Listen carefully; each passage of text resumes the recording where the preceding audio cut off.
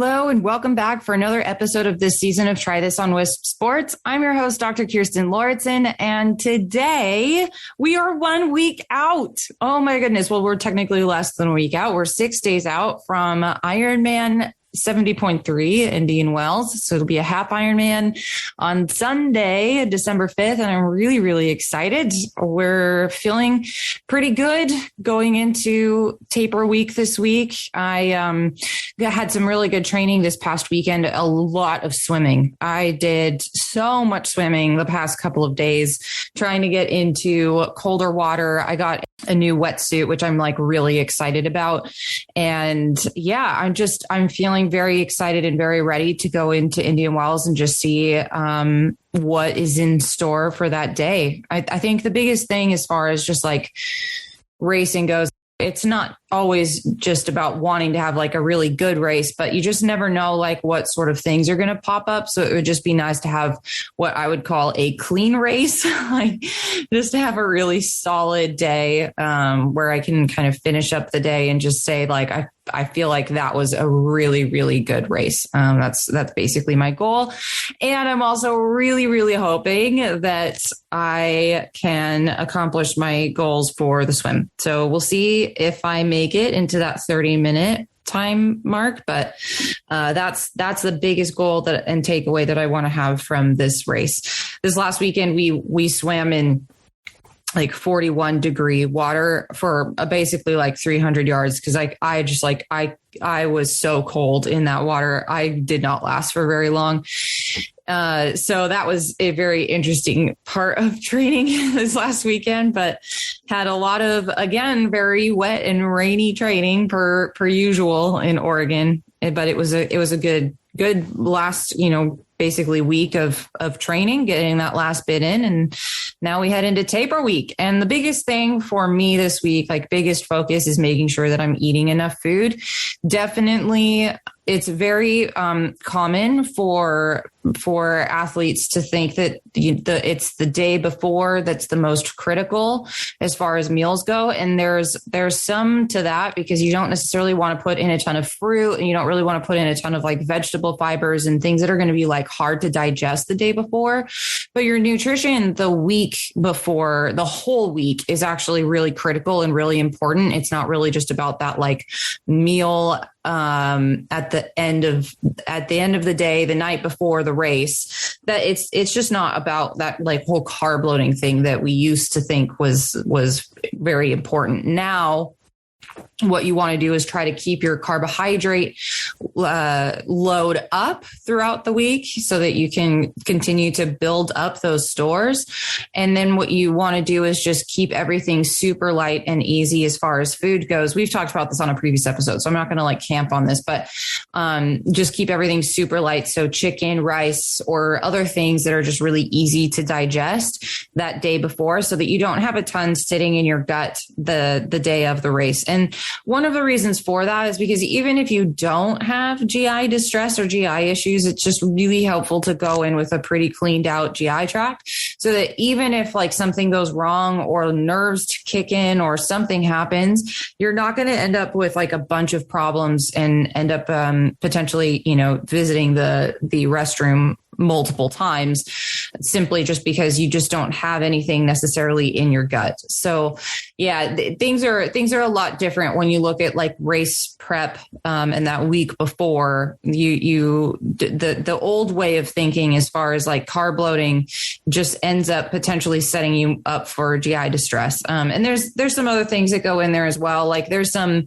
specific things where, for women in particular, if you're in certain types or in certain areas of your cycle, you're going to respond to that food a little bit differently in water. And then that can impact the day of like how much water ends up kind of sitting in your GI tract. That can all depend on where you are in your cycle. So the best thing to do is just to try to keep things as easy to digest as possible. And that's kind of the goal. I get asked a lot if you're traveling, like what sort of food could you eat and where would you go? And a big thing for me is I really, really like Chipotle. Like that's just a very easy restaurant where I can get basically rice and chicken if I'm not able to prepare it myself. And I, just pretty much do that. And that's about it. And that works pretty well for me. I can pretty much do the same thing that I do if I'm able to cook there. And I will probably eat that, on our travels down there if we can find Chipotles at the right times for when we need them. It's just a easier way to get food without, I think, as much of a risk of having issues like getting food poisoning or something like that, which is definitely a thing. And that's, I think, one of the hard parts about traveling for a lot of these races is that if you don't have the ability to cook, especially if you're like driving, right, for like a long period of time and you're not flying, there's a lot of issues that can happen just from eating food on the go. So sometimes it's really helpful to bring your own food if you can do that, or just try to find restaurants and things that, are going to be pretty, like they're probably going to be okay. And they're as similar to like what you would normally eat as possible. So that's been a big race week prep thing that we'll be doing, because we're gonna leave in a few days to go down there and get all set up and make sure that everything is ready to go for race day. So it's going to be fun. I'm really, really excited to do that. So that's where we're at as far as an update, as far as training and getting ready for race week. But what we're going to talk about next is, and the main topic of this episode is about over recovery. Like I know that I have talked so much about recovery and the importance of it, but there's also some scenarios where you could potentially over recover in the sense of, sometimes there are some recovery modalities that can be used that will actually do not harm necessarily, but they will not be as good as if you chose other things in certain scenarios. So we're going to dive into that right after this short break.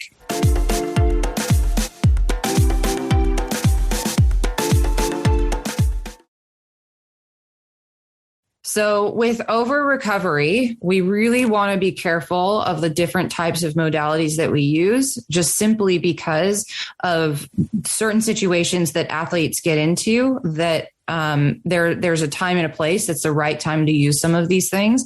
And I'll tell you at the end, some of the best recovery tools you can always use that will always be good. And they are really, really easy. They're not fancy. They don't cost a ton of money, but they are tried and true ways to focus on recovery and make sure that you get exactly what you need out of it. And then the fancy stuff can come at a time when, you know that it's going to be doing the right thing for you.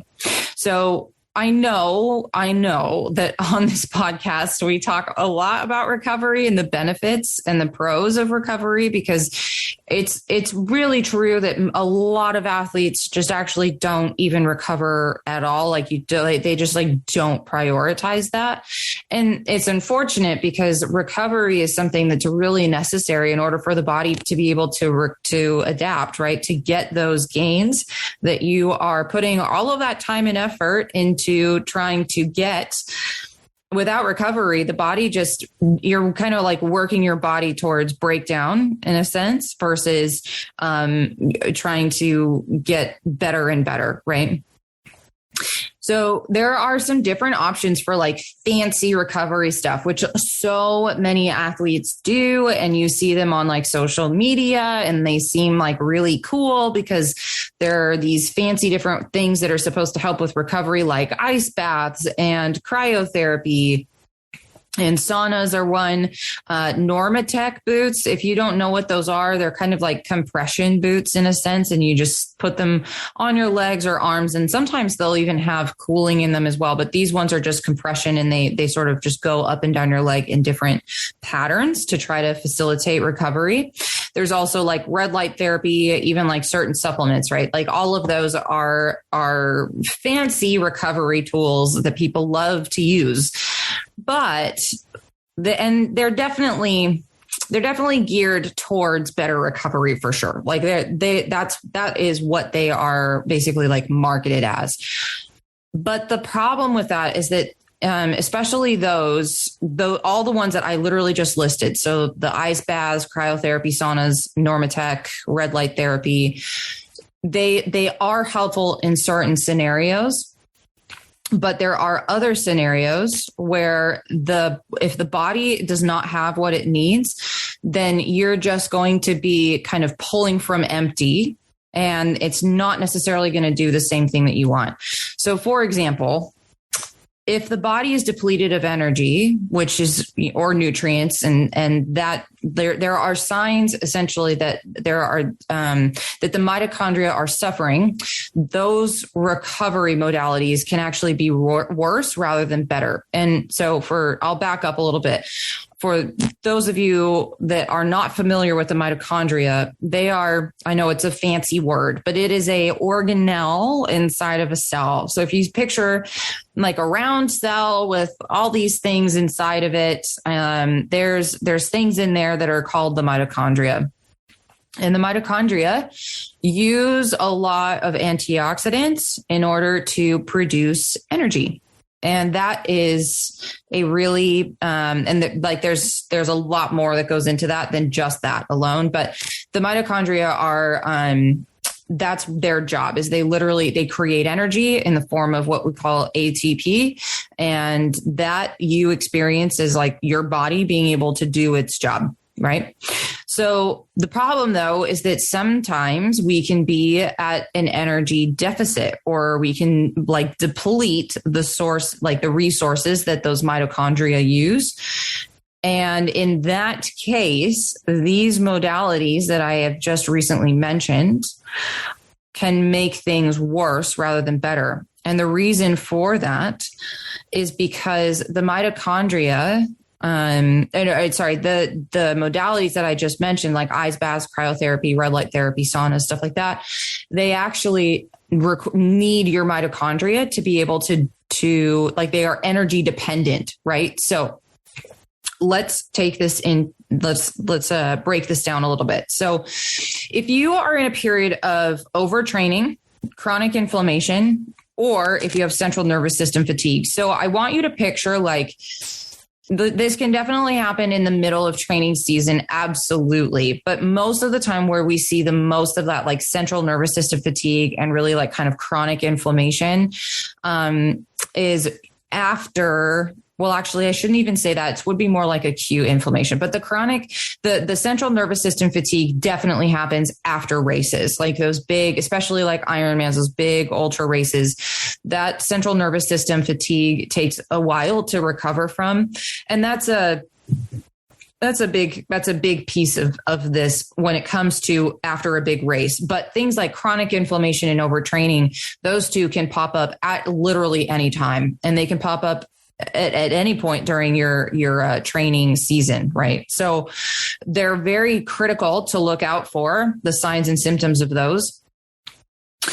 And if you have any one of those three going on, these recovery modalities where they are requiring more energy in order to be able to have the effect that we want for recovery, if you have any of those three things going on, you are already in an energy depleted state. And so these recovery modalities are actually just going to more like put you into more of a deficit than actually create the response that you want. And I think that's a really important thing to kind of camp on and talk about a little bit more, is just because when you have, you just don't want to be, you want the most out of your recovery, right? You want the most out of your workouts. We don't necessarily want to be just like pulling from things. So I think like a really maybe good way, a good way to think about this is kind of in the terms of maybe like making money, and then your job. So I want you to think about the mitochondria like they are whatever job you do that makes money, right? You work, right? And that produces money. You go to work and you get a paycheck. Your mitochondria, in the same sense, are similar to your job, and they produce energy, which in this scenario is money or your paycheck, right? So in order for you to do your job, which in order for the mitochondria to do their job, like you need food, water, sleep, and anything else, right, that you need in order to get your job done. That's like, there's a certain set of things that you are going to need. The mitochondria are the same way, right? And in this scenario, they need food, water, sleep. They also need a couple of other things as well, but that's a pretty good place to start. So now let's say something happens at your job and now you're extra stressed at work. And something happened, you did something and you spent all of the money that you've made, right? So you're at zero and you're really, really stressed at work. So you're kind of pulling from extra resources already because of that extra stress, right? But now, because we don't have any money, we don't have any energy, we've added in a side hustle or a side gig. So another job into the mix to try and make more money, right? But you're still extra stressed at the previous job and you aren't getting enough food, water, sleep, etc., to help you do your job well. And then on top of that, that side gig or hustle that was supposed to help funnel more money into your bank account is actually adding even more stress. So you're constantly working at a deficit, constantly. So it's sort of the same thing here with the mitochondria. Like you spend all of your energy and in an event, or it's just been working up towards that point over your training season, your training block. And you basically spend all of that energy through a series of events and are now very like fatigued, maybe inflamed, and also maybe experiencing signs of overtraining, right? So maybe, like you're getting like a lot of aches and pains that aren't necessarily going away. You're noticing a lot more just like inflammation in your system. And the problem with that is what we then end up doing is adding more stress in the name of recovery via, right, the cryotherapy, ice baths, saunas, red light therapy. We're adding more in the name of recovery onto the body. That's kind of like that side hustle. Like those recovery modalities are kind of like the side hustle. So they're supposed to be helping, but instead they're just like making things worse. So instead of them producing more energy, we are then still working at a deficit and digging that hole even deeper. So I hope that like sort of metaphor in a sense, like makes sense in how your body can respond to certain recovery modalities, but that's literally what can happen here. And this is ultimately, I mean, where all of this really goes is like, this is why it's really important to know what to do when based on how your body is functioning. And I know that it's really easy to get distracted by all of like the fancy, cool things, and they all have their time and their place. They all can be very helpful, but you don't want to do something that could just end up setting you back and working you kind of into a deeper hole. So what I do with my athletes that I work with is we track their training and their recovery. And most of that is based on biomarkers from labs that we run. And then we look at resting heart rate and we track heart rate variability over a period of time. And it's using all of those tools that then help us be able to know when the right recovery plan is appropriate and when is the right time to do it.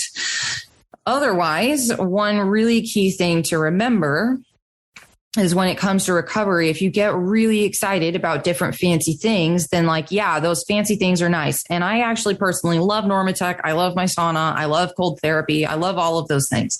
But whenever you're in doubt and you're just like, I don't really know where I'm at, but I know that I need to prioritize recovery, the best thing you can do is rest and sleep and make sure you're eating enough food and enough protein and staying hydrated and drinking enough water. And literally those 4 things are the best recovery methods that will always win. And that they will help to replenish those cells of what they need so that you're not constantly working from a deficit. So in that same example that I gave above, in this case, we aren't adding in that side gig or side hustle. Instead of working from a deficit, we're actually putting in more of what the body needs in order for it to do its job or for you to do your job. And we're being able to create more energy versus working us deeper into a deficit. And that is our episode for now. I hope that was helpful, as I do honestly get so many questions about recovery. I really hope that helps to kind of ease a little bit of the tension around, should we be doing more, and are all of the fancy tools really important or necessary? And in my opinion, they are nice to have, but they really should be used at the right time and in the right place. So make sure to follow Wisp Sports on all social media channels, and make sure to share this episode with anyone you think might love it, because that really helps us be able to get this podcast out to more people. And you can also follow me at Dr. Kirstin on Facebook and Instagram, and drkirstin.com. If you'd like to reach us with any comments or questions about the episode, you can email us at info@wispsports.com, but you can always come over to social media and leave a direct message with either of us, Wisp Sports or me at Dr. Kirstin. And we would be happy to answer those questions, as well as potentially answer them on another podcast episode. So thank you so much for listening, and I will be back next week. Take care.